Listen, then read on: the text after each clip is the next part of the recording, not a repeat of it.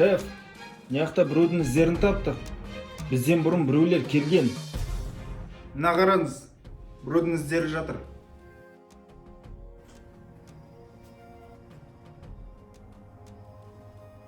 Кімнің ізі болуы мүмкін бұл?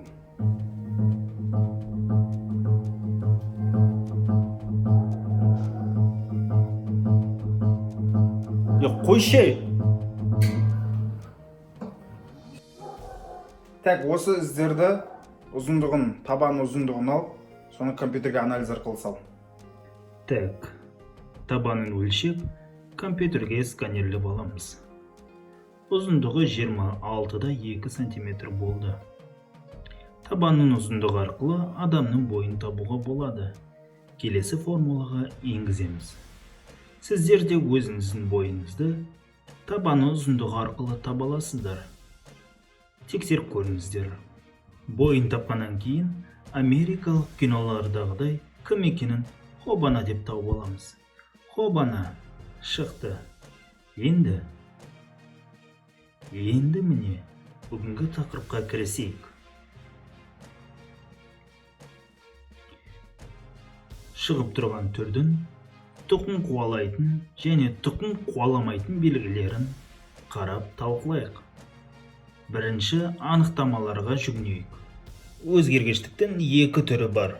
Тұқым қуалайтын генетикалық материалдың өзгеруімен байланысты. Ол генетикалық түр алуандылыққа келеді.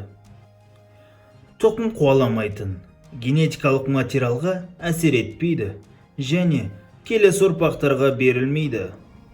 Ол сыртқы жағдайлардың әсерінен пайда болады және қоршаған ортаның өзгерістеріне бейімделуге көмектеседі. Бірінші белгі көзінің түсі. Қалай ойлайсыздар? Бұл тұқым қуалайтын белгі ме, әлде тұқым қуаламайтын белгі ме? Дұрыс айтасыздар. Бұл тұқым қуалайтын белгі. Себебі көзінің түсі келесі ұрпаққа да берілуі мүмкін. Екінші белгі шашының ұзындығы. Қалай ойлайсыздар?